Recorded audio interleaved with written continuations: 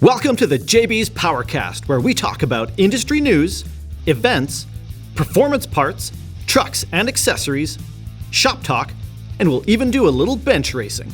The JBs Powercast starts now. Hi guys, thanks for tuning in this week. Corey and Sierra here with me today. Start things off a little differently. Today we're going to start off by thanking all those that are keeping safe through the social distancing and self-quarantining for doing their part in helping stop the spread of COVID-19. We'd like to share with you that all three of our JBs locations are open and our focus is on our employees and customers' health first. Our essential employees adhere to all recommended hygiene and social distancing practices, and our janitorial services have been significantly enhanced to preserve a clean and working environment. These enhanced actions include disinfecting all high touch points, doors, debit terminals, computers are wiped down after each use, and social distancing lines have been put on the floor at the stores. A little different, but they're doing it. We're in a time right now where we can't rely on or reflect on the past to help mitigate worry or concern. We're taking these events as they come day by day and hour by hour.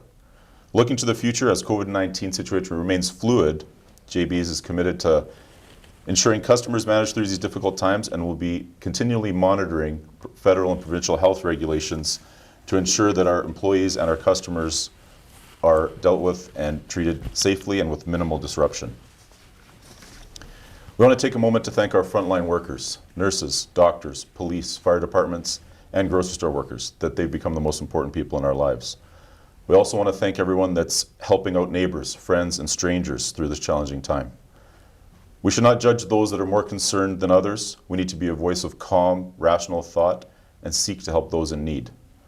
While JBs Power Center remains open during this time of crisis, our message to our customers and friends that choose to visit us is to ensure you respect our social distancing space for our workers and fellow customers.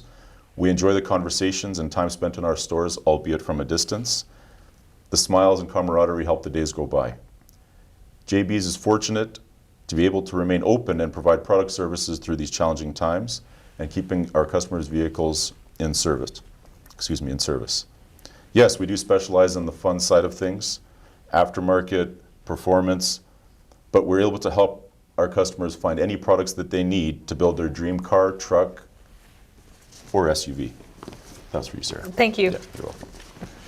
For those that are unable to visit one of our locations or prefer to remain indoors, JBs is now offering free door-to-door shipping on the majority of our products on our website. We are seeing many of our customers who previously may not have had time to work on projects, now in isolation, taking the time to spend with family and working on things in the garage, at home, and it's been a good distraction from the honey-do list that most of us have received from our better halves. We've also received feedback that many of you have taken the opportunity to spend more family time, take more time with the kids. When we all get through this together, we look forward to seeing more cool hot rods, cars, trucks, and bikes on the road this summer than we've ever seen before. From JB's Power Center, stay safe out there. Nicely done. Yeah, thanks, Adel. Good positive message. Yeah. In what tends to be some sort of uncertain times, I think that the takeaway is that we're all doing our part as well and trying to stay positive, and hopefully everyone is can remain on the same page despite what you may or may not be in personally. Yeah, we truly don't know what's coming tomorrow. No. Right? Yeah. And we all listen in the morning to the news and take the day from there, right? So yeah. Speaking of news, we have a couple things to talk about that are news. I'll be honest, I know, Adel, as well. It's been a quiet week. It has. Which is understandable. Yep. Manufacturers are going quiet. There's just not a lot of automotive news. People generally aren't revealing stuff. Everyone's kind of keeping to themselves, as they should. That being said, there are a couple little tidbits to talk about that's kind of interesting. One is a bit of an update on something that we touched on last week. We talked about the Ram TRX. That's their off-roady road truck. Yeah. Or what we were thinking was their off-roady road truck. We weren't sure. Yeah. We had it confirmed that it has the big old 700 horsepower motor in it. It does. That much we know. Well, there hadn't been any spy shots or anything of it. They did a concept a while back that people were like, oh, this might be kind of what it's like. But now we actually have some spy shots that just came out earlier in the week. And confirmed, 100%, it's going to be an off-road monster. Yeah. It is all based on the pictures. Totally. Yeah. It's all camouflaged up, but it's got big honking flares, big wide stance on it. It sits tall. There's a picture of there's a sort of a side profile of the guy sitting in. You can kind of get a good idea of how big it is off the ground. It is a tall truck. Yeah. It's hard to tell exactly the tire profile on it, but whatever they're running for their test around the street, some pretty tall, aggressive tires. Honestly, even camouflaged up, it looks pretty good. Yeah, it does look good, and then you can tell the off-road suspension from underneath because of the height that it's sitting. Some of the spy shots are from the lower side that you can see that it's designed to go after the Raptor. It's the Baja style truck that can have good suspension travel when needed, but drive it on the road, I guess. Exactly. Yeah, the comfortable off-road. Is there such a thing? Well, I mean, the new Raptor is pretty comfortable, but I've also never been in off-road. one. The old one They're was cool. very Yeah. uncomfortable. Okay. But the new one is actually pretty drivable. But mind you, the new one's got a lot of electronic controlled suspension, stuff like that. Whereas the old one was like pretty straight, static off-road suspension. Right. I thought you could, on the older ones, that you just, I'm going out to the bush, you unlatched or did whatever, you can change the suspension manually, now you're ready to do... That was sort of the idea. Now Yeah. it's all electronic. But you can there put you in go. cushy, comfy mode.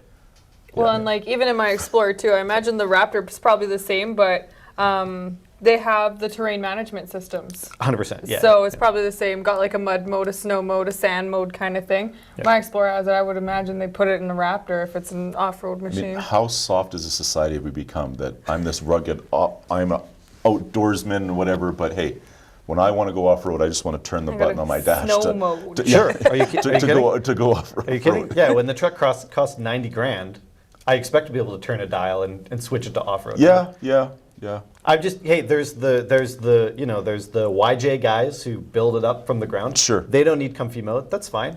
Yeah. And then there's the guys that spend 100 grand on a Raptor. Yeah, and I'm sorry to the Jeep guys, but I've never ridden in a comfortable Jeep. I don't think they exist. Yeah. I don't think. Oh man. No, it's not a thing. Yeah, Roger, I'm sure he might be tuning in, but he's a Jeep guy and He's feel coming sorry for for you. his back, man. It's unreal. Like it's bad. There's a couple other little things on the TRX that some people spotted and noticed. Aesthetic things, but I found it interesting that it has a big aggressive hood scoop on it, and they've got marker lights lining the inside of the hood scoop, which looks pretty cool, like some amber LEDs. It's interesting that that's actually a really, really popular Ram hood mod that guys have been doing for years on the Sports and the Rebels. Putting the lights in the Putting Yeah. lights in the scoops. Yeah. There's a bunch of kits you can buy. Dodge has never done that move. Now it seems like they've obviously seen that's a trend, and they carried it over into a production piece. So do you think, Corey, from last week, you and I were talking because we weren't sure if they were going to do like the SRT 10 truck. Do you think with the spy shots now that it's going this way and then we're not going to see that street truck? I don't think we're going to see the street truck. No, I think it's going to be 100% an off-road piece.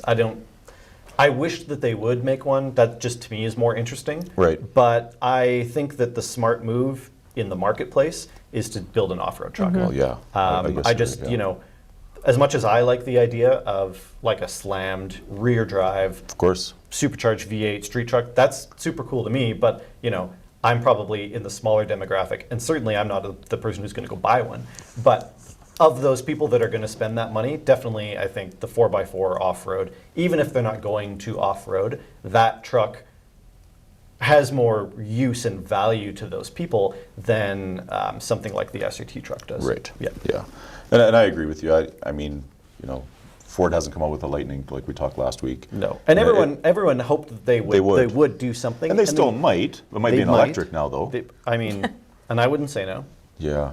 Could be cool. So talking electric, you and I were talking this morning about this hybrid Corvette. Yeah. So of course the C8, the mid-engine Corvette, we've all been wondering if they'll build a mid-engine Corvette for what? Ever? Yeah, Basically since absolutely. probably the mid to late 90s, when mid-engine cars, obviously, that got immediately adapted into supercars, and that sort of just became the thing forever. Everyone kind of thought, is GM going to do, is GM going to do, is GM Right. going to do it? They finally did it. C8 now shipping, released in the streets. There's plenty of them out there. Guys are already slapping twin turbos and supercharging them because why wouldn't you? Yeah. But there are some spy shots. There's been rumbling about whether or not they will stick to a straight gas motor Corvette. Right. And there had been some suspicion, or there had been some clues that they were going to build something else. Well, we have some spy shots now of a C8 body. Clearly it's a C8. It is wrapped, but it's, it's unmistakable what it is. And it's got a few interesting things on it. On the back, there's a big old box. Yeah. And it's basically an exhaust testing mechanism. Now, why would they be testing exhaust? It can't be a production C8. That makes no sense. The car's already out. Yeah. So there's obviously an alternate version that they're coming up with. So people are trying to wonder, why would they be doing exhaust testing? Well, there's two other really important things on this car. There's a kill switch at the front of the car, and there's a kill switch at the back of the car. There's also some suspicious wiring cabling that's coming in and out of it. Yeah. So obviously there's some electronics going on. Yeah. So people are pretty right to assume that this is probably a PHEV, plug-in electric hybrid vehicle version of the C8. Now, what's interesting to me is that there are two kill switches, one at the front, one at the back. Yeah. That- Dual electric motor, maybe. Exactly. Yeah. Right. Exactly. So that Yeah. tells me that there's electric motor powering the front and the back. I think that GM would be bonkers to try and do something to make it more economical. It's got to be a power-based thing. It's got to be. Absolutely. Yeah, you'd think so. I mean, but we talked supercar a couple of weeks ago, and using the latest technology with the dual, the small traditional gas engine with the dual electric motors, and in it's the building in the Gamera. Yeah, and it's look at the horsepower that's building, and Right. and the technology it takes to make it work. So seeing this from GM, they're probably not that far behind. Not at all. I mean, it's curious to wonder, would they combine this technology with the motor that's already in it, or would they have an alternate, maybe a smaller motor, right? Right. I don't know. I mean, time will tell. But the C8 is already pretty impressive. Oh yeah, I agree. On paper and Yep. in real life. Yep. It's starting to achieve that supercar status. It's not quite running with all the big boys yet, but they're getting very, very close. You start adding some instant torque electric motors to the front, to the back, that then also makes it all-wheel drive. Right. That Yeah. gets into a whole new territory, Yeah. right? Electric powered all-wheel drive mid-engine Corvette, that's sounding more and more like an R8 or a Lamborghini Yeah. every Yeah. day. Adding weight to the right spots on the car, Exactly. making it bite. Yeah, Exactly. for sure. So I think they've got some tricks up their sleeve. Yeah. It's new territory for anyone, domestic. Not to say that all-wheel drive and electric, that's not new, but doing it in this sort of fashion Sure. is it's exciting at the very least. Yeah. Yeah. Different for sure. Well, other than that, for news, like we were saying, it's really tough to find anything because every news article, whether it be motor sport related or NHL, NFL, it's all about postponements and stuff. But It is. Yep. Everything so far. Sierra's going to do a segment on This Week in Motorsports. Yeah, this week in motorsports, everybody is sleeping in, more or less. Last week I couldn't find much on any NASCAR, F1, NHRA, just because I think not much of anybody really knew what was gonna happen, and I think just kind of the state of the U.S. over the last couple of days kind of prompted a couple cancellations and things like that in the racing world. So starting with NASCAR, looks like all the NASCAR Cup Series races up until May 9th are going to be marked as TBD, so to be determined. Nothing's been canceled for the NASCAR Cup Series. Same with the Xfinity Series, but those are set to resume on May 23rd. There's also the Gander Outdoors Truck Series. That's set to resume May 15th. But I have a really sneaking suspicion that that's probably all going to get pushed until June. Also kind of looking at what F1 and NHRA is doing as Right. well. The dates are kind of starting to get pushed back each time I look. But kind of just talking about a little bit of news in NASCAR. Last night I was sitting there trying to come up with something to talk about because Sure. there's just nothing going on right now. And I seen that on Sunday, this past Sunday on March 22nd, they had what they call an e-NASCAR iRace. And it was all the pro NASCAR guys that were hanging out, and well, I guess they probably weren't together, playing online, I assume, but they were all racing at an online version of the Homestead Miami Speedway. The race looked honestly real, it looked really realistic, except for a couple things, they had a quick fix button, Sure. so they could just quickly, no more damage on the car kind of thing. They said that they had 2 quick fixes for their race. But it was just pretty cool, and I think it was more or less just for the point, like, if you don't use it, you're probably going to lose it. Like, you got to keep your skills going there, or else too much time in between seat time in the car, you'll probably start to feel it. In the end of it, Denny Hamlin squeezed right past Dale Earnhardt Jr., and he was spinning circles in his online FedEx car, just like he would have been if he was at the track. So I thought that was kind of cool. Yeah, that's really interesting. It is. Yeah, I think we're going to see a lot more of those types of things, considering, like, you know, that the I don't want to say the game, but the game that they were playing, that iRace simulator, has been a pretty big popular. It's probably one of the big, like the best, most realistic actual sims. You know, there's plenty of games, but it's got a pretty big community, and it's been around for a while. And the nice thing about it, you can simulate lots of different types of racing. Sure. I know that the F1 guys were doing a similar thing, and having digital races. So it seems like a bit of an odd thing, but I think that there's a good potential that whole scene, that whole side of, you know, like esports, is really going to see some rapid growth, just because people still want to see and participate in some form of racing. Obviously, getting out there and doing it, you know, we're all where we are. Yeah. I think it's cool. I think it'd be really cool if all of the major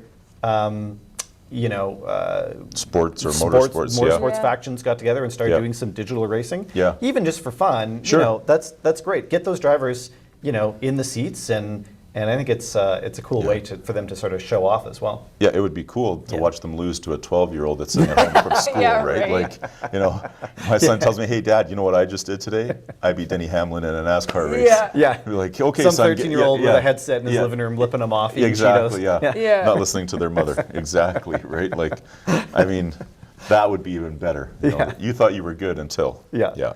It's cool. Well, I think that wraps up our news portion, or what do you have, Sarah? I just have a little bit too from F1 and NHRA. Oh, I thought when you put the paper down, it was like mic drop. No mic drop, not yet. Go ahead. I can stop talking. No, not at all. Please. No, there's just also a little bit from F1. The Australia Grand Prix, they did cancel. But as of right now, they've got everything marked TBD up until June 12th, which is going to be the Canada Grand Prix. It's all postponed. They also did post on the F1 website that they had a statement from Chase Carey, who is the CEO of F1. He's super eager to get back into racing, give fans quality content to watch this year.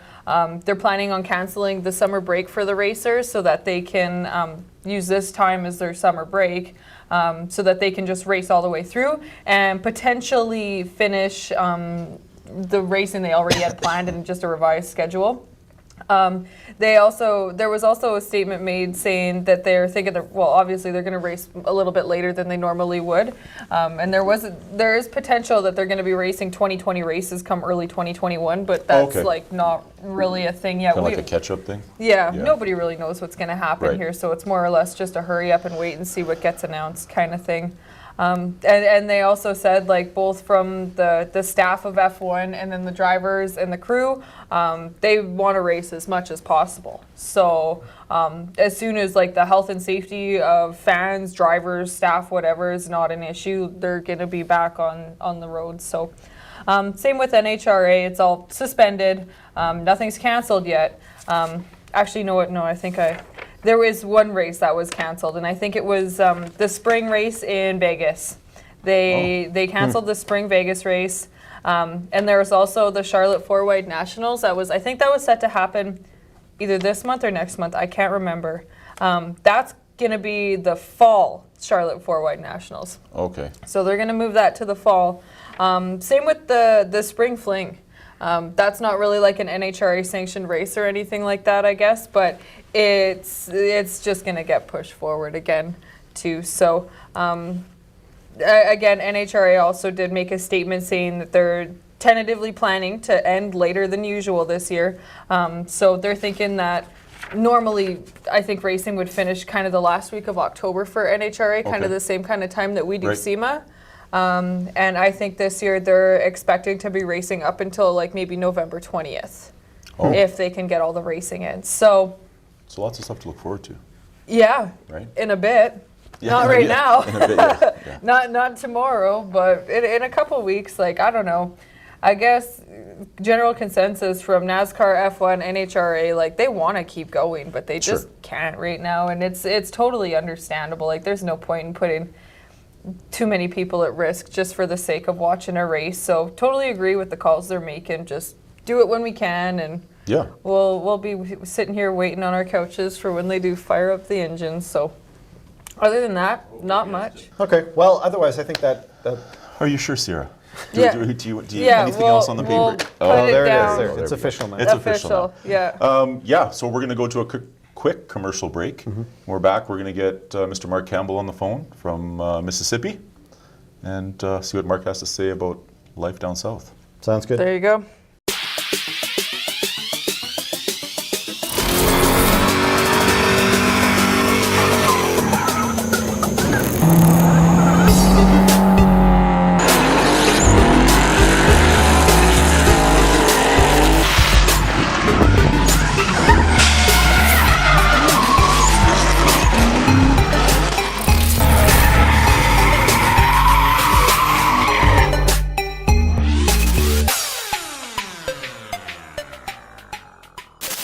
When it comes to high performance for your sport compact vehicle, one of the easiest upgrades you can do is a cold air intake. This will provide your vehicle with a much more cooler, denser charge of air, which in turn gives you more horsepower and torque. An air intake is an easy bolt-on install that any DIY enthusiast could do, but if you want a professional install, JBs has it available at all of our locations. If you're looking for some serious horsepower gains out of your turbo car, an intercooler as well as a custom fit intake will again give your car a much cooler, denser charge of air, which in turn gives you much more horsepower and torque. For all of your forced air and cold air needs, make sure to come down and talk to the experts at JBs Power Center. Okay, guys, we're back. I managed to get Mark on the phone here. He's in self-isolation at Comp. Mark, thanks for taking the time. We appreciate it. Thanks very much. I'm glad to be here, that's for sure. So, Mark, I guess we'll get right into it. I just noticed they put your picture up on the screen there, so now we know we're officially talking to you. Take us to when it got what got you started. You know, what got you into cars and the automotive industry that gave you the passion that's driving you today. Well, I mean, it all started when I was probably when I was born. I think this kind of stuff is stuck with you for life, that's for sure. But I, from a very, very young age, probably 4, 5, 6 years old for sure anyways, I started going to the racetrack with my dad, and it was all downhill from there, I guess. But yeah, just really started going to the racetrack with my dad. He was always involved in cars and racing, and I got the hook, I guess, and here I am today still doing it. So I don't want to get a real job, though. So. But, I mean, you do get paid, so technically it's a real job. So growing up, family business, that kind of steered you to wanting to be, I mean, I think a lot of our viewers and all of us that are in this industry have a passion for it, and I agree with you on, you know, going to the racetrack when you're younger. It kind of puts that seed inside of you that you're passionate about cars and stuff like that. But the business side of it, what drove you to stay into it? Because you know, it's one thing to have passion with cars and like going to the racetrack, but working in the industry and you know, keep the business side of it is a completely different animal when you're involved with it. Yeah, it definitely is. I mean, it's the cool part about this industry is that we are so directly connected to our customers. You know, the racers, the engine builders, all those kinds of people that obviously are so passionate about what we do. That's the cool part that I really like, is that whether you're talking about business or not, you're always kind of talking about cars. And that's what I truly love. I mean, I'm obviously very passionate. I have race cars myself. My son has a junior dragster now. I mean, I've always raced with my dad. We've had all kinds of different things. So there's a much closer connection to play and business, I think, in this industry than anything else. And I mean, you know that too for sure, Adel. You're of course hooked just like we all are with cars and things like that. And you get to do that as a job and as your fun time too. So that's what I really enjoy, is that, like I said, even when you're talking business, it's just fun, and I just love doing it, and wouldn't change anything for the world. That's great. So, local guy here to Edmonton, talk about getting the opportunity to work for CompCams. Yep. Well, I mean, it started many years ago. A absolutely awesome person that's still here today, Rick Sparks, is really the one that kind of kindled this whole thing years ago. I'll maybe go back to the real beginning, quite honestly, and just tell you how I got the passion for comp cams in general. Years and years ago, my dad and I were at a race in Seattle, Washington, racing a Super Comp dragster. I was driving. I was 16 years old. First time I'd ever been to a big national event, and ended up we had a little problem with the engine. Right. We thought we were done. Put the car away in the trailer. Okay, we're finished. Well, we go up to watch the races, and as we're walking up to the stands, we walk past the Comp Cams trailer, and here's this guy, Rick Sparks. I found, got to know who he was later, but walked by and he asked us, "Hey, what are you guys doing here?" "Well, we're here down from Canada. We're racing, but had a little problem, and car's broken, so it's in the trailer, and we're going to go watch, and then we're going to go home later." "Well, what's wrong?" He asked us, "What's wrong with the engine? What happened?" Well, turns out we had a lifter failure. Wasn't actually even a Comp Cams lifter in the motor. It was a different brand. But he says, "Well, what do you got?" So we kind of told him. Well, he runs into the trailer, digs out a lifter, comes back, gives it to us. "Here, go fix it." "Oh, okay, great." So we what do we owe you? "Oh, don't worry about it. Just go fix it." So anyways, we rush down, unload the car, start fixing it. Who shows up 15, 20 minutes later? Rick Sparks. He's there. He wants to help us fix this thing. We get it all back together, go out, end up going to the semifinals of the race that weekend. I mean, it was just absolutely incredible. And from that moment on, I would never buy another part from any other cam manufacturer ever, because of how he treated me in that situation. And I just really had a passion for comp cams after that because of the way they treated me. And as time went on, we had our business, and we ended up selling the business. And literally the day that we actually made the deal to sell the business, I was talking to Rick Sparks on the phone. And he asked me what I was going to do. And I said, "Well, I'm going to stay on for a couple of years, but not too sure after that." And he said, "Well, if you ever need a job, give me a phone call." Well, as time went on, I actually left the business, went and did a couple other things for a few years. And one year at SEMA, was walking by the booth. Rick waves me in, sit down and talk. Next thing you know, here I am working for Comp Cams. So really a dream come true for me, quite honestly. I told Rick the two dream jobs that I had was either working for Lego or Comp Cams, and well, Lego didn't call, so here I am. But you still have hopes for Lego, I hope. I mean, you'd hey, like I may be 42 years old, but I still play with Lego. That's okay, Mark. We won't judge you on that.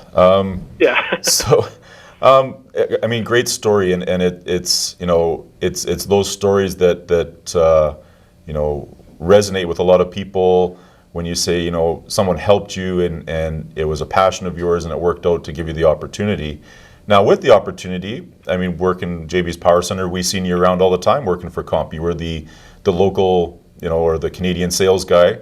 Now, yep. Speak of the opportunity and going south to Mississippi and taking the family and your kids with new schools. Talk about what Yep. you thought. It's a risk. It's always a risk when you're moving, but take us through the decision to go down there. Absolutely. Well, I mean, it was a big decision. There's no doubt about that. I mean, my loving wife for sure had to she left a very good job for us to pursue my passion. So, I mean, I'm certainly very thankful for her making that decision, and obviously it was a decision that we made together. But it was a big decision. But such an exciting opportunity. We wanted our kids to see different parts of the world and have all these different experiences. We didn't want to, think back in 20 years from now and go, geez, what if we did do that. You know, if we Right. hadn't decided not to do it, Sure. we didn't want to do that. So we thought, hey, you know what? Let's jump and see how it goes. And I'll tell you what, we couldn't be happier. I mean, I love the warm weather for sure. I can literally race just about 12 months out of the year now if I wanted to. And probably most important, the absolute most amazing company to work for. It is truly a company full of passionate car people that just, I mean, none of us want to get real jobs, plain and simple. Right, We love doing what we do, and it's just a fabulous company to work for. Everybody right from the top to the bottom is absolutely incredible, and yeah, just very, very excited. Certainly has been an adjustment, there's no doubt about it, but the kids have adjusted very well. They have tons of friends in school and are doing all kinds of exciting activities, swimming and soccer and basketball. I even coached basketball down here this summer, actually, or this fall. So yeah, we're just adjusting well and having a blast, and wouldn't change it for the world. That's great to hear, Mark. You know, it's, you know, you hear, you know, all kinds of stories of folks moving, taking their families and trying new things, and it's always nice to hear that, you know, you're adjusting and the family's happy, and yeah, in life you get one shot at it, right? So you definitely, you know, you want to not have any, well, I don't think we'd call them regrets, but, you know, what if we did or what if we didn't, right? So Exactly. it's, we're happy for you for sure. So being that you're in Mississippi, the next question is, how many firearms do you own? Well, I still have zero. I'll honestly tell you that, but everybody around here's got enough to make up for what I don't have. So that's all good. Maybe one day I might get one, but I'm not in any rush. I got plenty of other toys I can play with. So have you gone to a shooting range, or are you just avoiding it altogether? Oh, yeah. You actually, they don't allow you into the U.S. unless you actually shoot a gun every once in a while. So you do have to do that. But I thought I heard that you guys I've had been a to shooting range in the part of the building at Comp. Well, not quite. I mean, there's probably enough firearms in this building that we probably could do that. But there is a shooting range just around the corner, actually, from here. But one of the kind of the traditions we've had for the last couple of years when we went to SEMA, actually, is a whole bunch of us have gone to the firing range there and shot all kinds of cool big guns and stuff like that. So I have done that for sure, but don't own one myself at this point. Well, we'll give it time, I guess. I think I just got our first message on the Facebook Live is your wife says that you will not own a firearm. So I guess our question is answered right there. Well, yeah. So yeah, exactly. Exactly. That solves that. Again, keeping with the Mississippi theme, have you started your own moonshine operation? Well, I don't have my own moonshine operation yet, but I will tell you that I definitely am a very, very big fan of moonshine. But I will tell you that I have I've gone half and half, where I'll drink apple pie moonshine mixed with Canada dry ginger ale. So I've kind of, really done the twofold deal where I'm keeping some of the home, but definitely have been enjoying moonshine. I do like it. It's not what most people think. Well, there is some that taste like what some people think, like gasoline. But the good stuff is actually quite delicious. So yeah, I'm a moonshine fan for sure. That's good. So yeah. For those of us that know you and know some of the people you work with at Comp, can you please explain to us Canadians, what the hell is frog gigging? I'm not sure that I completely understand, quite honestly, but basically what frog gigging is, from what I gather, is it definitely involves lots of alcohol. There's no doubt about that.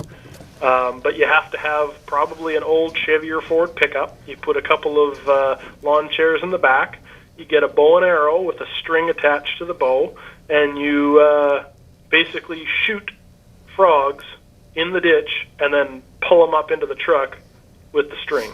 And that's, in short, that's frog gigging. It's a little more complicated maybe than that, but Aaron Mick could probably explain it a little bit better than I am, because he's the one that definitely told me about it the first time. So, but that's what it is. Wow. And it is a thing. It is a thing. Have you gone, or are you still waiting on that as well? No, I have not. I have not been that intoxicated yet where I needed to go do that. So kind of think that you'd have a banjo playing in the background as you guys rolled down the road at whatever speed. Yep. But interesting. Mandatory. Yeah, mandatory. Very, very interesting. Yep. Yeah, I don't think we're any more clear, but yeah, we get the string and eat the frogs when you catch them, or is it just a sport? Do you mount them and stuff them? I think it's more of the sport, but I mean, I think maybe they do. I haven't been that far yet, so I can't tell you for sure, but if I ever get there, I'll definitely let you know how the rest of the story goes.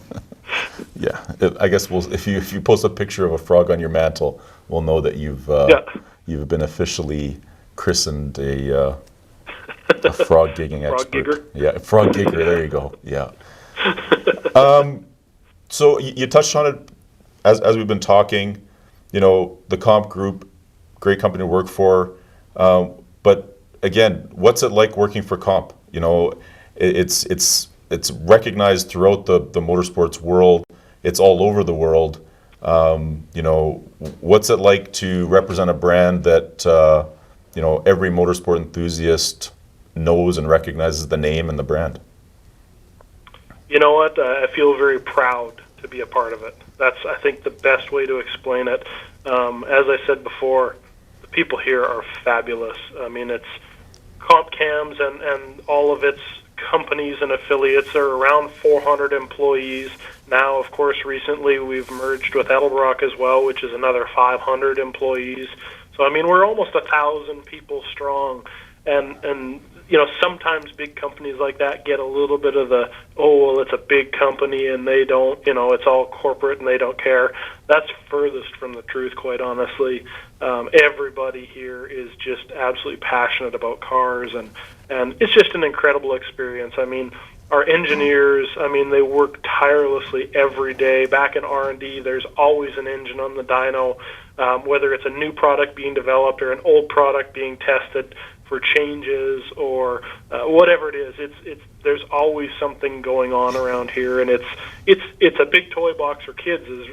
Big kids is what it really is, and just absolutely incredible. I mean, it's an incredible company, and I'm just so proud to be a part of it, for sure. Awesome. We have an incredible team here. That's great. And it's nice to hear that a big company but maintains, you know, the core values and the small feel, and you know, everybody's like you said, passionate about what they do and happy that they're working there. So you mentioned race cars. Tell us about your car. Yep. I mean, a lot of us knew the car when it was up here. You're still on 8.5s. Have you changed it up? I know you used to be a nitrous car, but now you're turbo. Tell us about the race car. Yep, yeah, absolutely. Yeah, we ran it was a nitrous combination for a whole bunch of years up in Alberta there. We ran on the little 8.5s and had some pretty good success, raced against a bunch of really awesome guys and had a ton of fun. But yeah, the car has transitioned a little bit now. It's we have switched it. I still do have the 8.5s, but typically it's running on a 275 tire now. And we've definitely done a little bit of racing around here, not near as much as I have the last couple of years. But it's on 275s. It does have a turbocharger on it now. It is still a Ford engine, so you know those Ford purists are on my side, because it still is a Windsor in the car, which is pretty rare for a Fox body. I mean, pretty much all have LSs in them now. But yeah, it's got a big turbo on it. The car's a little faster than it was before. We've been 470s at 155 in the 8th mile. So it's got more in it for sure. We just haven't been out very much, honestly, with the car. But still try and get out as much as we can.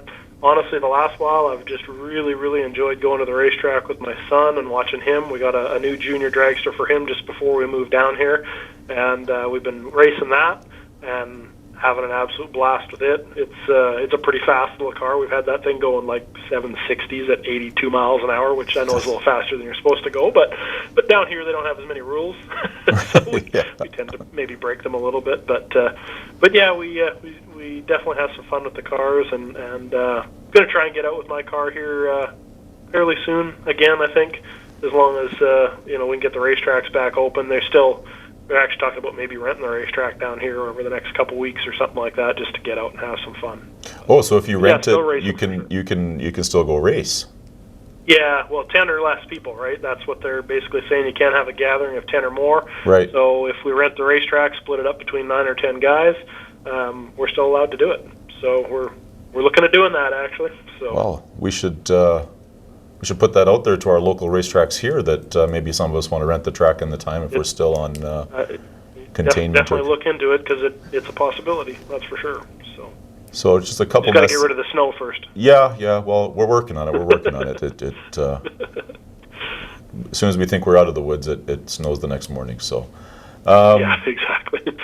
Just a message from Brian. Come on, Campbell. You know that they eat those nasty things. I think he's talking about frog gigging, obviously. Frog gigging. And then my cousin Chad Abigash, fastest 6-lug fox body you will ever see. So. Absolutely. Yeah. Still got the 6 lugs on the back. Absolutely. Yeah. Yeah. You know. It's funny, even down here, I've had multiple people walk up to the car and look at the rear axle and go, "What is that?" And Right. then I have to explain it to them. So. Yeah. Right. So I mean, it's great, man, that you're trying to get out and race, and obviously taking more time with your son racing. It's cool that he can go faster than most people that drive on the road, and I don't think he has his license yet, right? No, he's 13 years old right now. So yeah. It won't be long before he tells you to get out of the driver's seat of the Ford and you can switch to tuning full time. Well, we have actually put a passenger seat in the Mustang, so there's a good chance he'll probably go for a ride or two this year. And he's already been quizzing me a little bit about, well, can I drive this car? Absolutely, you can. So we might turn it down a little bit at first, but yeah, might not be too long before he's in there driving that thing too. That's so great. Nothing to make me Great to happy. hear. That's awesome. Well, we want to give you congratulations on your promotion to VP of Sales for Comp Group. That's a great accomplishment and well deserved. Well, thank you very much. I mean, like I said, it's just a great place to work. We have a great team. I mean, our engine builder sales team, the WD sales team, the tech office staff that we have here, all the engineers, everybody. My boss, Chris Douglas, is just a fabulous person to work for, and we are able to bounce ideas off of each other all the time. Brian Hosenfeld, who works with me on a regular basis, his comments about the eating the frogs and stuff like that. But just everybody in this building is just fabulous to work for, and couldn't be happier. That's great. So we're gonna switch gears a little bit here. Kind of get into what's coming down the line from Comp and some more focused questions for our customers. So 2020, all things aside, with everything the world's dealing with right now, what's new from Comp in 2020? Well, we got tons of stuff on the go. We've kind of switched our gears a little bit now, in the fact that instead of doing one great big product release, we're doing 3 to 4 product releases a year now, and they're still, we're still trying to come up with really, really good stuff. It's challenging to come up with new stuff all the time, but the engineering team is just working so hard all the time. This year, honestly, we've put a huge push on the Gen 3 Hemi stuff. Perfect. That's what I like to hear. It's an incredible platform. Yeah, exactly. Lots of people are pretty excited about it, and I mean, I'll tell you, I'm not necessarily a Ford, Chevy, Dodge guy, whatever. I mean, I like them all, especially when they go fast.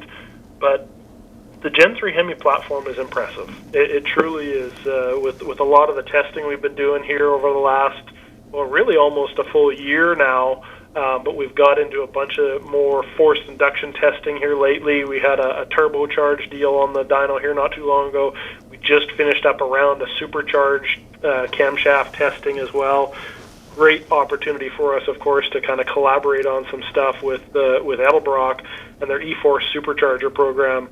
I mean, it's an incredible package that they make with the TVS rotor pack, and I was absolutely floored with the kind of power we made on the dyno.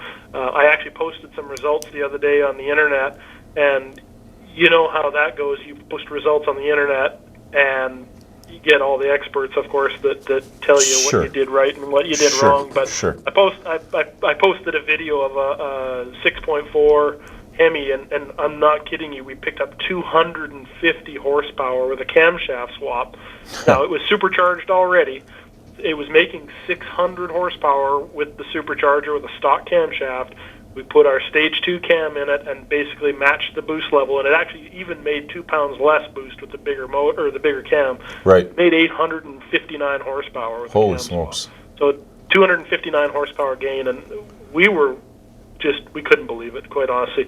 So we tested and retested and rechecked and redid. And it's real. I mean, it's just absolutely incredible, the power that it makes. So that's one of the things we've been really focusing on is that Gen 3 package, and it's incredible. It almost, I don't have all the results yet, but I'm going to say this might hurt some LS guys' feelings, but it actually responds better to boost, I believe, than an LS engine does. Wow. So, the only downside is the rod and piston package isn't quite as strong from the factory as what the LS stuff is. So right. You definitely do need to put rods and pistons in these engines, especially a piston, because the ringland is very close to the top of the piston on the Hemi right from the factory. But I'll tell you, if you put rods and pistons in a 5.7 or a 6.4, put some good head gaskets and some head studs in it, I think you can feed it about anything you want to feed it, and you'll be very impressed with the results.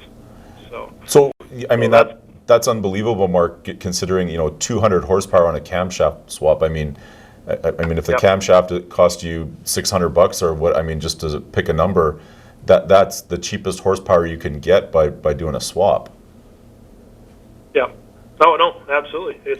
It's absolutely incredible. And I mean, even the normally aspirated testing that we did, we ran all the different engines. We had, testing on the 5.7, the 6.1, the 6.4, and normally aspirated, I mean, we're picking up 120 horsepower with a cam swap.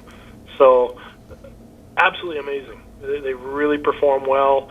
And even you can go further and start doing some cylinder head work or raise the compression a little bit, and better intake manifold, all those kinds of things, and you can get even more power. It's just, they're a very, very solid platform and make really good power. So it's pretty exciting to see. I mean, everybody loves the LS stuff, but it's kind of fun to play with some different stuff and see the results of it. So we're pretty excited about that. That's awesome. So Colton Glaser, he's got a question here. I'm just going to try to break it down a little bit, but anything coming from comp, I believe, is what he's asking for, the stuff like that already has pulleys on it, like Hellcat, Trackhawk, and those things. Like I believe he's asking for, if you have a Hellcat or a Trackhawk that's supercharged and pulleyed and stuff, anything coming down the line from comp in regards to increasing power on those vehicles. I believe what Colton's asking.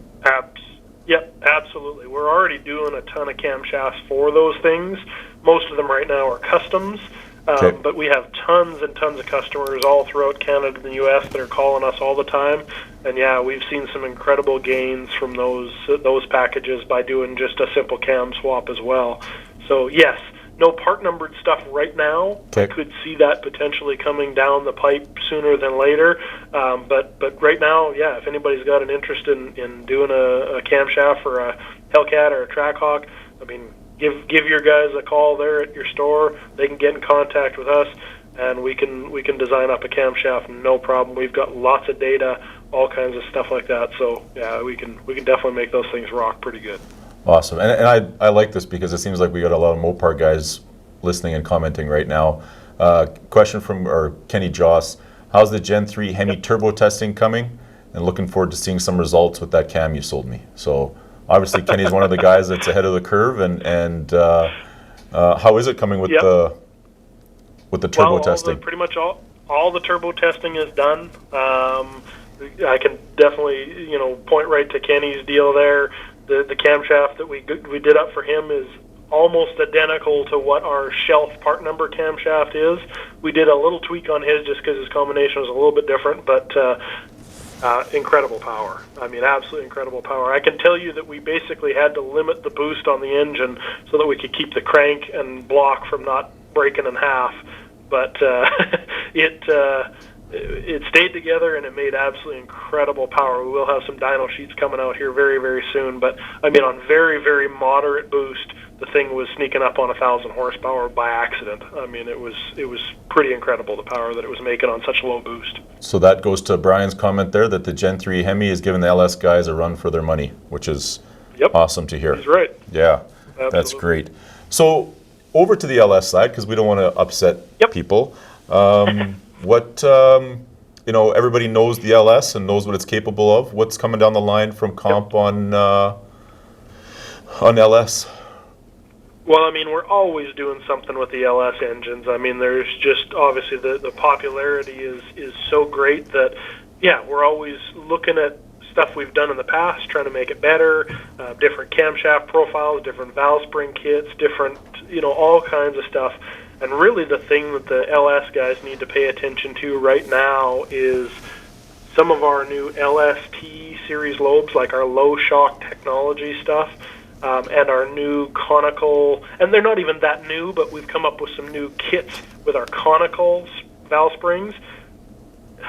I mean, I'll tell you, the RPM capability and the power capability the LST cam profiles and the conical spring packages have in an LS engine are just unbelievable.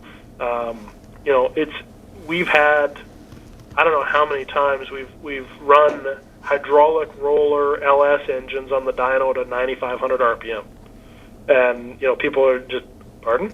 Yeah, right. It's almost again the same as the internet. They don't believe you because it's just so far out there. But I mean, for us to put a combination together for average Joe to put an LS together now, it's got to have some good rods and pistons in it, but the right camshaft with our spring package, 8,000 RPM is just nothing anymore. Wow. I mean, turbo stuff all the time, 8,000 RPM. I mean, obviously your guest last week, Neil Richards, he talked a lot about turbo LS stuff and things of that nature. Well, I was just chatting with him on the phone the other day. We got a camshaft coming to him with that same spring package. He's putting a little project together, and I told him, yeah, absolutely, all day long, spin this thing 8,000, 8,500 RPM, no problem whatsoever. And I mean, a few years ago, that was voodoo magic. Right, of course.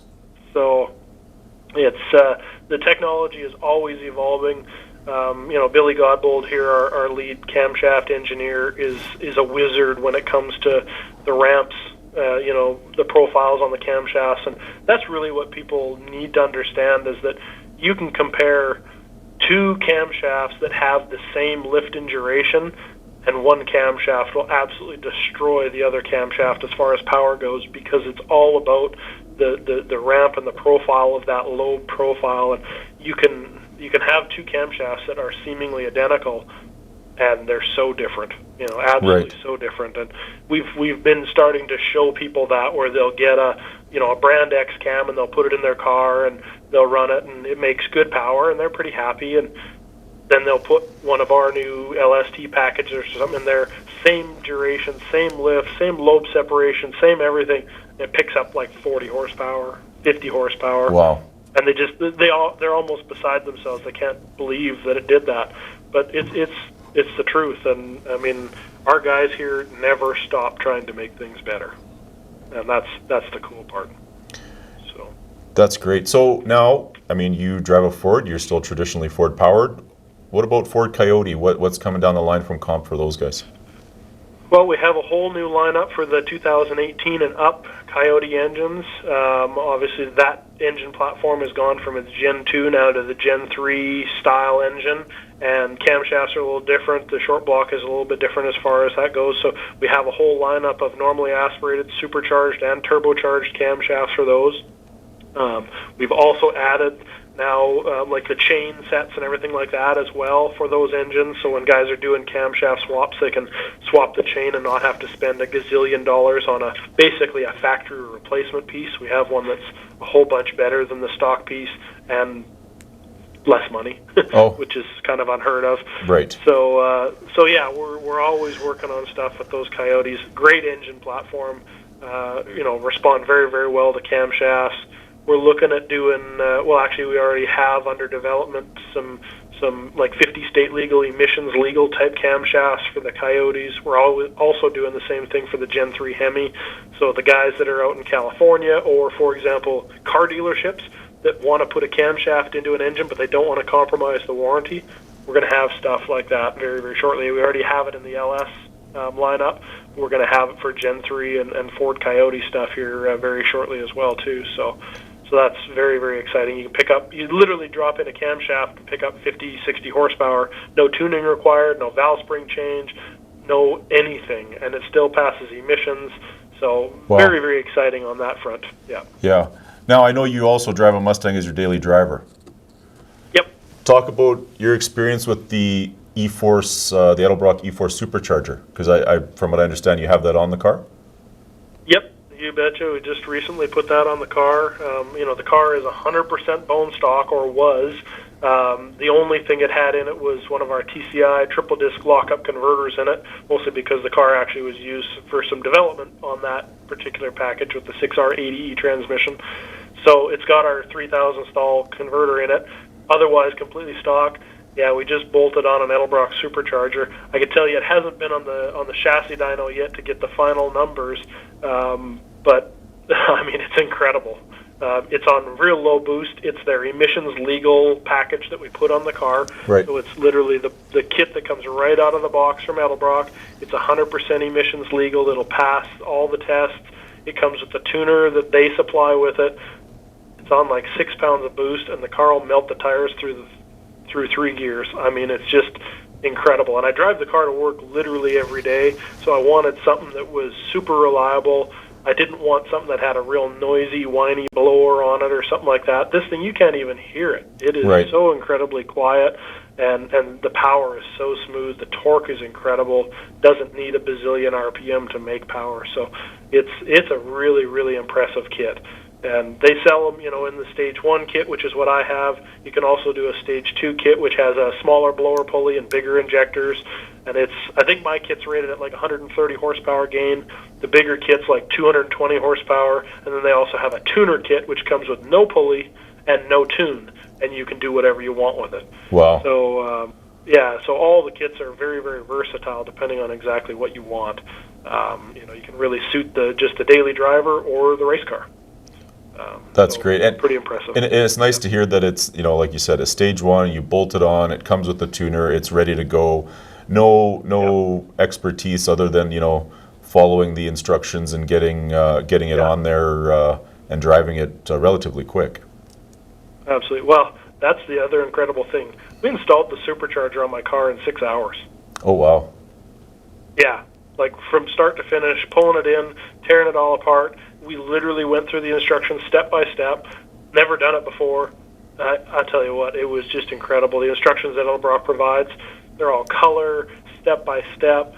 There's one spot where you have to drill and tap a hole. They Sure. provide you with the drill and tap. Right. I mean, it's that complete of a kit. It's a really incredible piece. So, and the power output is awesome. We're in Alberta. Diesel truck. Anything coming down the Yeah. line from comp on diesel? Oh, absolutely, yes. So we just literally days ago released a whole bunch of Duramax diesel camshafts. We have Power Stroke 6.0 and 6.4 camshafts following here very, very shortly. We actually have the cores in the building and everything like that. They're all designed and ready to go. We're just doing the final steps on getting all the marketing information and the part numbers all figured out, but that'll be coming very, very soon. And we're also working on Cummins stuff as well. So, yes, as far as the diesel stuff goes, we have a ton of stuff coming down. We got spring kits available for them. We're looking at push rods, all kinds of things. We've partnered up with a few different companies already that are helping us with some of the development, because the diesel stuff's a little different as far as, trying to engine dyno or chassis dyno it. It's very, very different, and we just don't have the right chassis or engine dyno to do it here, but we have a couple of partners that we're working with that are helping us, and I'll tell you, the power increases are incredible on those things. And really what it comes down to with the diesel engine is they don't respond quite the same to a camshaft as a gasoline engine, where you can just throw the cam in and all of a sudden it makes a whole bunch more power. But the cool part is you typically have these guys with these hopped up diesel engines that they're pouring lots of fuel and lots of boost into them, and the EGTs start to get just out of this world hot. Well, you put a camshaft in, cools those EGTs right down, and then you can throw more boost and more fuel at it. Right. Then it makes just that much more power. So it's pretty neat. We're very excited about that. Like I said, we have released the Duramax stuff. It's on the shelf and shipping today, and the Power Stroke and Cummins stuff is coming. Very cool. Yeah, that is cool. I mean, EGTs are the killer for the diesel guys, so it's cool that you do a cam swap and all of a sudden you can run more boost to what you were previously running prior. Another question here, Mark, from James Hatfield. Tell us about the shaft style stock rocker setup for the LS. Well, that is a really neat deal. I mean, I guess it's probably close to 2 years ago now when I went back into engineering and first saw this design, I kind of almost slapped myself and said, how come I didn't think of that? Right. I mean, it's really that simple. We've taken a shaft and run it right down through the middle of the stock LS rocker and created a shaft rocker system that is just absolutely incredibly stable over the factory setup. So not only are you getting rid of the stock bearing that's in there, that's kind of known as a failure point, we replace it with a bronze bushing in the rocker and slip it over a nitrided shaft, tie all the rockers together, and now you have a shaft rocker system that's like $600 that'll go 10,000 RPM all day long. Wow. So it's, I mean, it used to be you get to that point, you need to spend, $2,000, $3,000 on a Jezel or a T&D, and fabulous systems, but expensive. So we came up with this idea, and I'll tell you, it sells the sales on it are absolutely incredible. People that try them, I think at first some people were skeptical, but literally we're seeing guys pull stock rockers off, bolt these shaft systems on, and picking up 10, 15 horsepower just because they're picking up that much lift and duration from reducing the amount of flex in the system. It's a really, really neat system, and we got them for the LS1, LS2 engines, the LS3 offset, and also the LS7 offset. So it's a kind of a complete lineup there, and a really, really neat setup. I think a comment Mike has, what's Mark's favorite tool or machine in comp cams? Favorite tool or machine? I mean, I love watching the CNC machines here. I mean, we have 9 CNC machines that make camshafts every day. Eight of them basically all sit side by side. Big Akuma CNC machines, and then we have a brand new state-of-the-art Landis machine that almost the thing looks like a little city. I mean, it's such an impressively huge machine. I'd say that those machines, and specifically the new Landis that we have, is probably the most impressive piece of equipment that we have here. That I'll go back there and watch it for hours. I shouldn't say that. No, I have too much work to do. I can't do that. But but no, you can just stand there and watch that thing all day long. Same with the machines across the street in our cam core manufacturing building. The lobe mills and things like that when we're building basically a camshaft spool or a blank right from scratch from a piece of bar stock. Those are some pretty cool machines to watch. So I'd say that I'm a big fan of watching how it's made on TV. Yeah. I feel like I'm in the show when I'm watching all these machines work. So I'd say that our Landis CNC is probably my favorite. Right on. James asking me if I have Baileys in my coffee. James, after reading your last question, I think you have a lot of Baileys in your coffee. I need you to rewrite it, James, because I don't understand what you're trying to ask. But we'll move on while James figures that out. Yep. What advice can you give someone, Mark, when they're choosing a camshaft? Well, don't pick all your other parts and then call the cam guy and tell him that this is the parts I have and you got to make a camshaft work. It happens probably more times than we want, but that's truly what happens. Is the camshaft is kind of the last thing that people think about. So if you're putting together a combination, really try and think through the entire combination.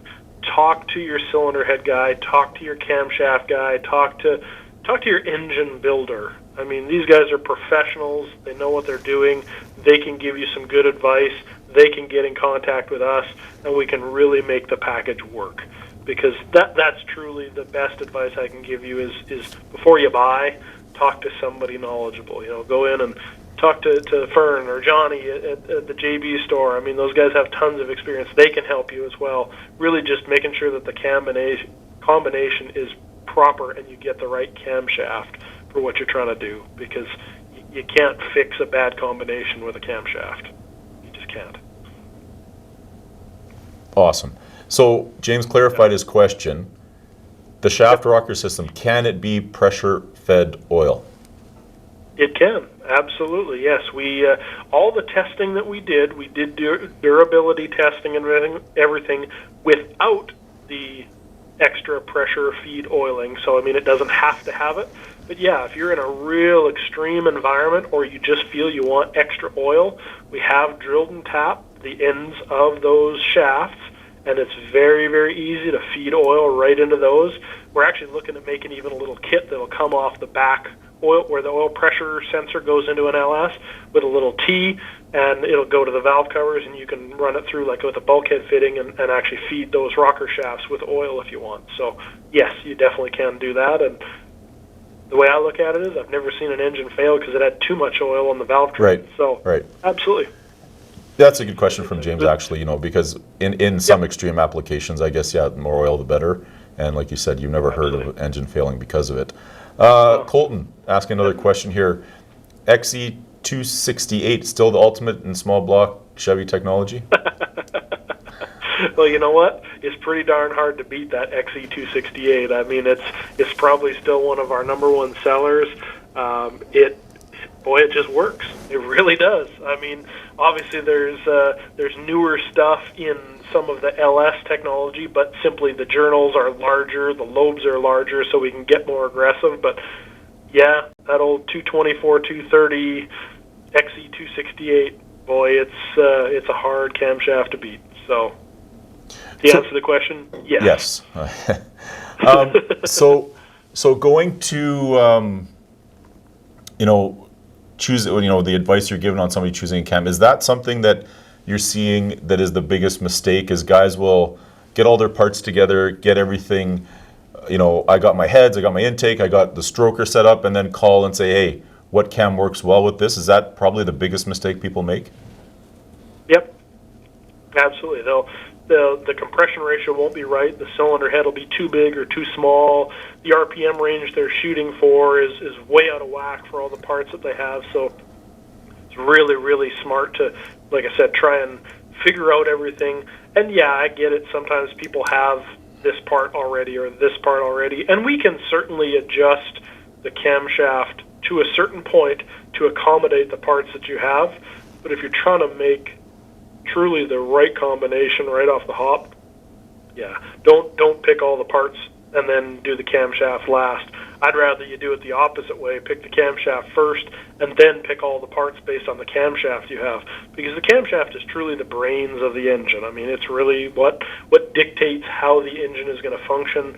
It'll dictate the pumping compression of the engine. It'll dictate what kind of RPM it's going to run in, all those types of things. So if anything, pick the cam first and everything else later around it, but that's still not even the best way to do it. The smart thing is think about the whole combination first and pick from there. Yeah, good advice. I mean, it's talking to somebody that at a store, at a local shop or something like that, on what you want out of the build, what the goal is. I mean, the thing with car people is we change our mind 1,500 times between when we start to when we're done. So, it's hard on guys at comp, I guess, to get that phone call and go, I need you to save my build, or it's not making the power I thought it would. I need a camshaft to save the day. And it's interesting. And a lot of people blame the camshaft when the engine doesn't make the power. And I mean, maybe sometimes they're right, but also, if you've spec'd out a camshaft for the engine to be a certain bore and stroke and a certain cubic inch, based on that, and a certain compression ratio, and you put a camshaft in that has too much overlap, for example, for that specific compression ratio, you're just throwing that all out the exhaust then. Right. So those are the types of things that people really have to remember, is that valve timing events are so important based on all the other factors that you have: how big the cylinder head, how big the valve is, the compression ratio, bore and stroke. All those things have such a vital role in making the camshaft or making the engine work properly for whatever camshaft you have. So it's truly you got to look at it as the big picture. Awesome. So tell us how the Edelbrock merger is going. Yep, it's going fabulous. I'll tell you, it's two of the most incredible companies in the automotive aftermarket have got together. Our engineering team is working with their engineering team. Our sales team is working with their sales team. It's got a long ways to go yet. We're still working through the early stages of some challenges, but we're very, very excited. I mean, I made a trip out to Edelbrock here not too long ago, before all the coronavirus hit, I'll tell you that, so I didn't have to go into quarantine. But went out there, incredible facility, incredible people. I truly felt when I walked into the Edelbrock facility that they were just exactly the same kind of people that we are here. They love cars, they love their customers, they don't want real jobs, they want to keep building cool parts, and it's just, I think it's a match made in heaven. It really is. I mean, proof in the pudding, what just happened last week, they sent us this supercharger so we could put it on the dyno and not only prove how good their supercharger package is, but also to really reinforce what we've done with camshafts and how much power you can gain from a camshaft with a supercharger. Right. So it's a match made in heaven. It really is. They do some things great. We do some things great. They struggle with some things. We struggle with some things. We're going to take all those things and put them together and just be double awesome, if that's a word. Yeah. So now we're gonna shift over from just another one of the groups of companies that fall under the comp banner. When it comes to EFI,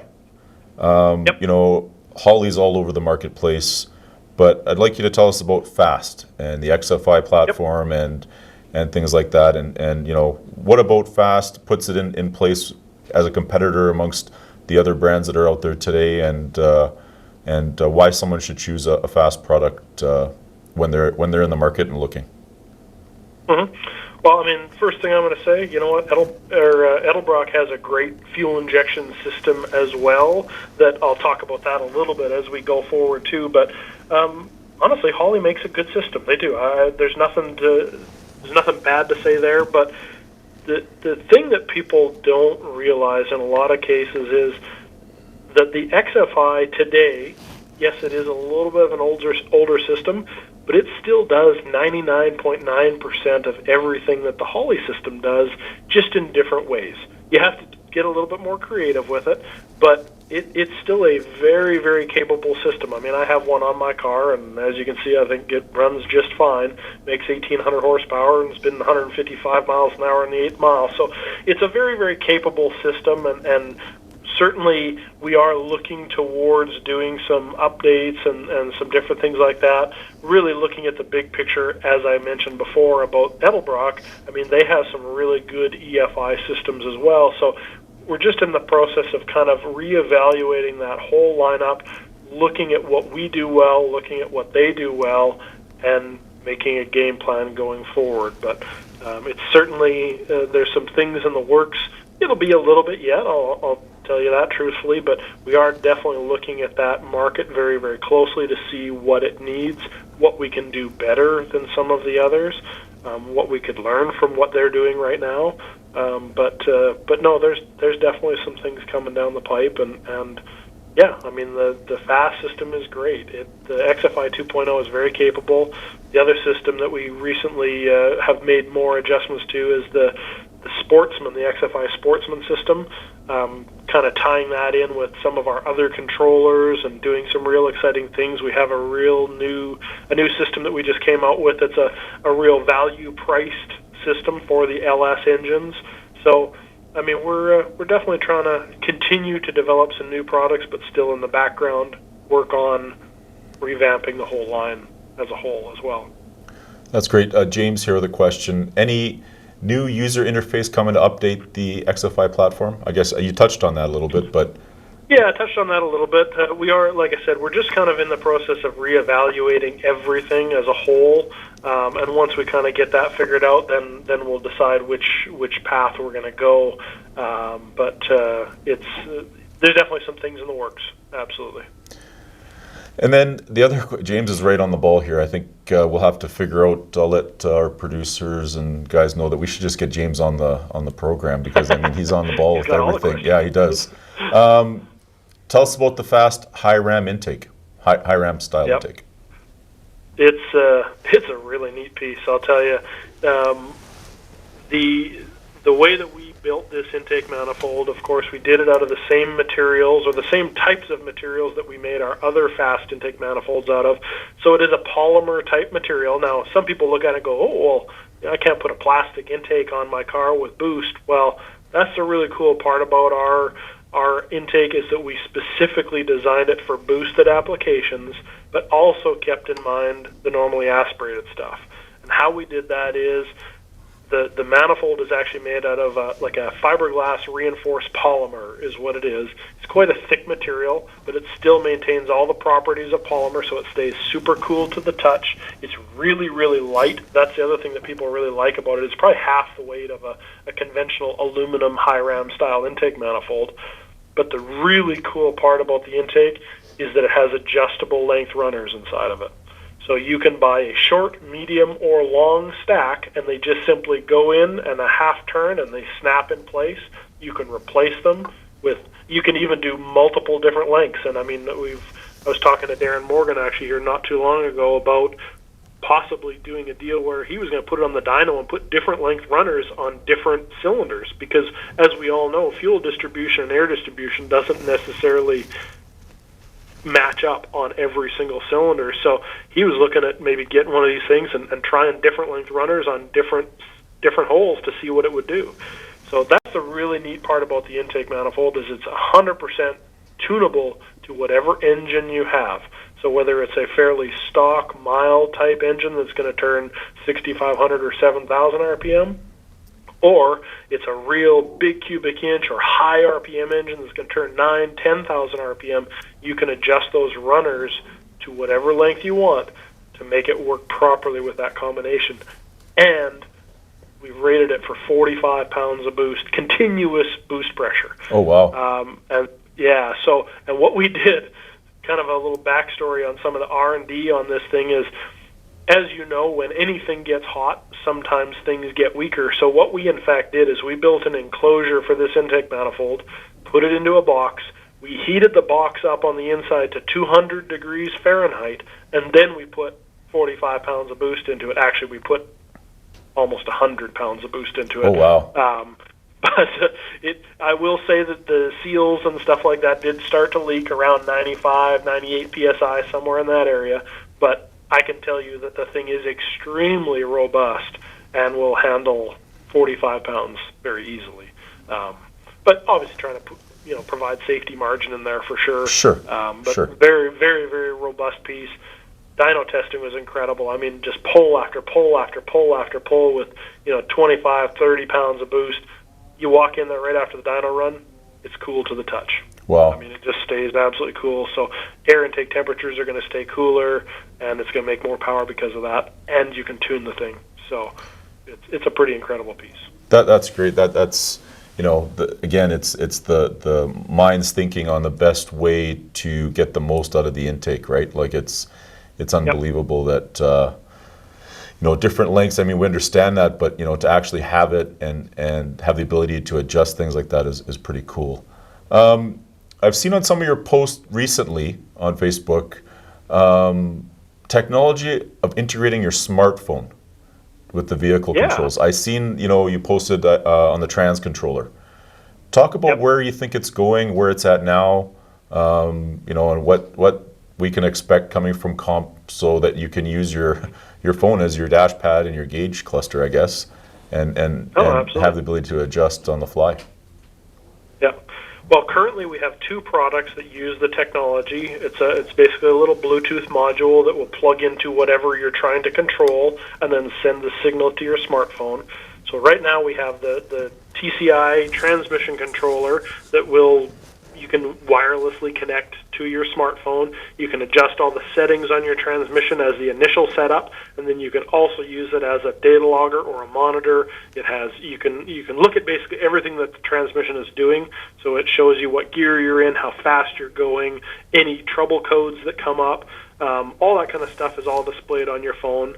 And then the other kit that we just came out with, we released at SEMA this year, is our wireless air fuel meter. And quite honestly, this one is, they're both exciting, but this thing is really neat. It comes in either a single or a dual sensor version.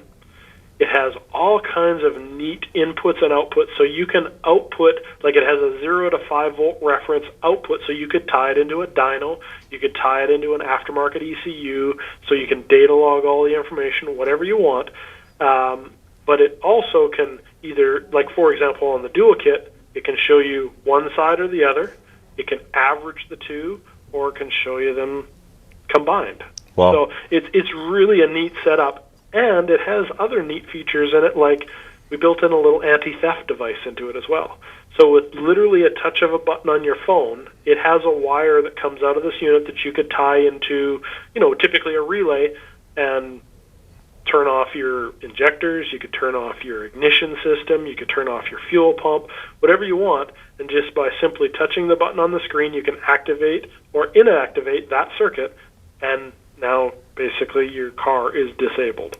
Wow, that's really cool. Really neat little features. The transmission control has the exact same feature in it as well. So we're really excited about it. The connectivity is absolutely astonishing as how fast it connects to your vehicle. We did a test where key off in the vehicle, sit into it, turn the phone on, get it so that it's up and ready, and literally they went from complete key off to run and the engine running. By the time the engine was running, it was showing the air-fuel ratio on the phone. So it connects instantaneously, and it's very, very responsive as far as how quickly you get the data. So very little lag time to your phone.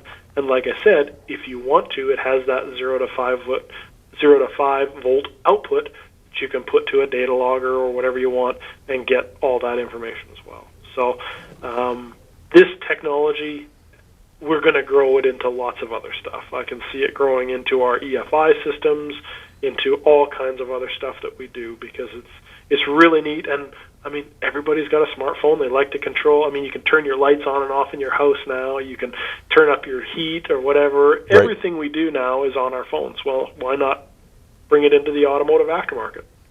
That's great, Mark. Good to hear that. It is the case. Everybody does have a smartphone, and everybody. I mean, the connectivity is. It's nice to hear that it's instantaneous, because a lot of times Bluetooth apps and things that you're connecting your phone to have that delay that we don't necessarily want when we're looking at air fuel or whatever the parameters are on our vehicles. So that's great to hear that it's instantaneous and you guys are continually developing things going further. Kenny Joss, again, Mopar guy, any chance there's a fast high ram coming for the Gen 3 Hemi? We're definitely looking at some options. We don't have anything happening right this second, but here's the one trick with the Hemi: the factory intake's really good. Right. And so it's hard to improve on, quite honestly. But we do believe that there is a place for something like the high ram, just simply for the aftermarket race guy that wants that style of intake. And it's beyond what the factory intake is usable for anyway. So, yeah, we're certainly looking at options for that moving forward, but don't have anything set in stone at this point. That's great. So, Mark, just wrapping up here as we go, is there anything else you'd like to add to what we've discussed, or anything that you want to talk about, whether it's oils or anything like that? We're waiting on any last questions here today, but I think we've got everybody that had asked a question in. We've asked it, but anything any final thoughts or comments? Well, I mean, certainly, you kind of touched on oil there just a little bit. I mean, that's one of those things where I think that there's so many brands of oils out there. It gets really confusing. What should I use? I mean, like I said, there's 20 different brands. Everybody has an opinion. Everybody has a dad that used to use XYZ brand and never had a problem. That's the worst way to pick an oil, is because my dad used this oil in 1982. Sure. I mean, the engines have changed so much, and truly today there are more engines out there that require a specific type of oil, and I'm even referring to just built race car engines that are, a conventional small block Chevrolet, for example, is the type of parts that we use, the aggressiveness of camshafts and valve springs, the type of power that we make, all these types of things have changed so much that the requirements of the oil has also changed so much. And people are still, and I'm not knocking it, but they're still putting Rotella 1540 and everything. Well, Sure. it's a good oil. It works good in a lot of stuff, but it's not a race oil. It shouldn't be in a race engine. You know, you need to look at brands of oil that are specifically designed for what you're doing. And, you know, obviously Driven Oil is the brand that we recommend here as far as what you should be putting in your engine. And the reason for that is they make oil specifically for specific applications. You know, we have an oil for LS engines. We have an oil for Coyotes. We have an oil for the Gen 3 Hemis. We have specific, you know, the XP series race oils that are designed for all-out competition. They're better compatible with race fuel and methanol and all these types of things. Oil is so much more important than it's ever been, and just picking the cheapest oil that you can find at Walmart to put in is absolutely the worst thing you can do for your engine. And the answer we get a lot of times, or the comment that we get, well, the engine hasn't failed, so the oil Right. must be fine. Well, that's far from the truth. I mean, you're wearing parts out much faster than you would if you had the proper oil.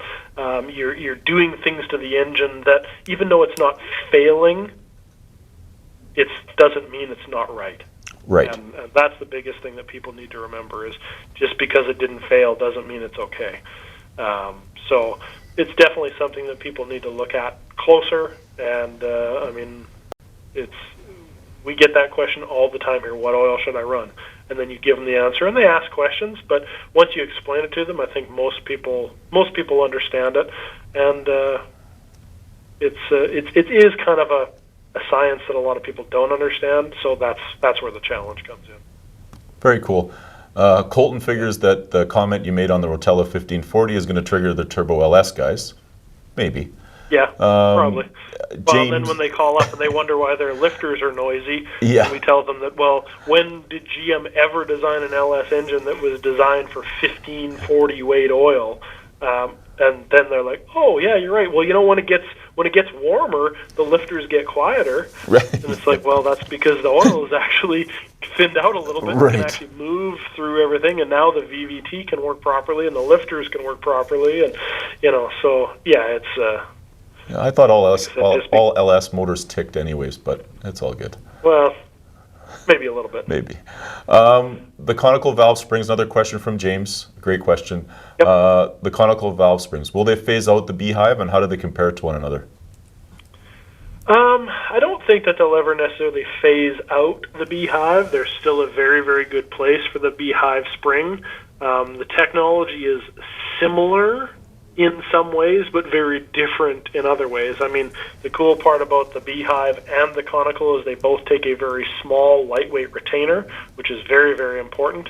But the overall dynamics of the two springs are quite different. We actually have a little illustration in our catalog, and I think it's even on our website as well, that talks a little bit about it as far as how the coils themselves load differently on the two springs. So, no, I don't think one's ever going to replace the other, but they definitely are enough different that depending on the combination, the RPM, the weight of the valve train, the camshaft you're putting in it, all those things, they both still have their place. But I can tell you that anything that I build that needs one or the other, I would put a conical spring in it versus a beehive. Just from what I've seen on the Spintron and all the data, everything that Billy shows me about it, it's just an amazing spring. Some people get nervous because it's a single spring, and if it breaks, blah, blah, blah, blah, blah. Well, if you do it right, it's not going to break, and you don't have to worry about it. Right. But to that front, we also do have a dual conical spring now as well, too, for the real high-load stuff. So we have some pretty neat stuff there, too. So Very cool. Mark, we really appreciate the time. It was excellent. I think we had some great discussions, seem more Mopar guys other than James on the question bank, which is good by me, obviously. But again, thank you very much for taking the time to chat with us and inform us on the latest and greatest coming from Comp. And one last thing here I had written down: James Bell, purchasing manager here at Dick's. Mark, where does the blue... Never heard of the guy before. Right, Mark, where does the blue wire go when I'm installing in my XFI? Okay, well, yeah, I don't think you can answer that over here, but Well, I'm sure the question I think will the come answer I'm to going to give him is not appropriate for me to say on live chat. So.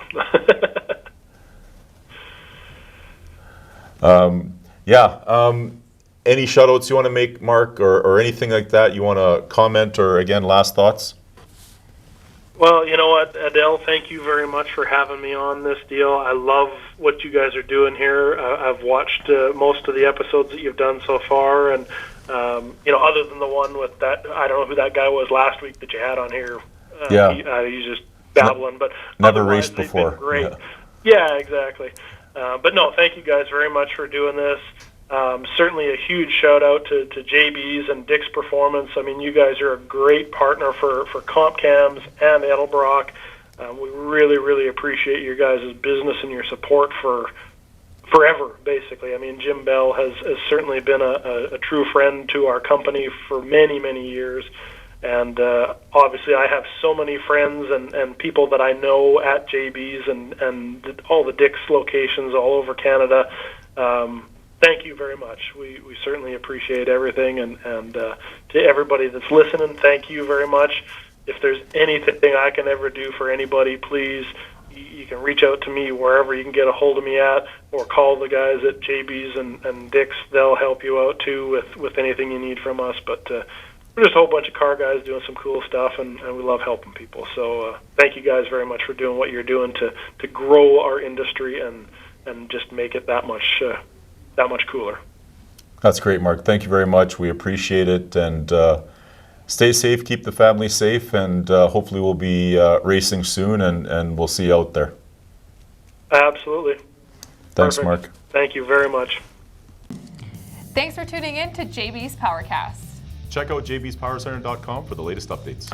You can find the JBs Powercast at jbspowercenter.com, YouTube, and Facebook. Don't forget to like, follow, and subscribe. JBs Powercast is a JBs Power Center production and is produced by Stephen MD and Sean Lansman.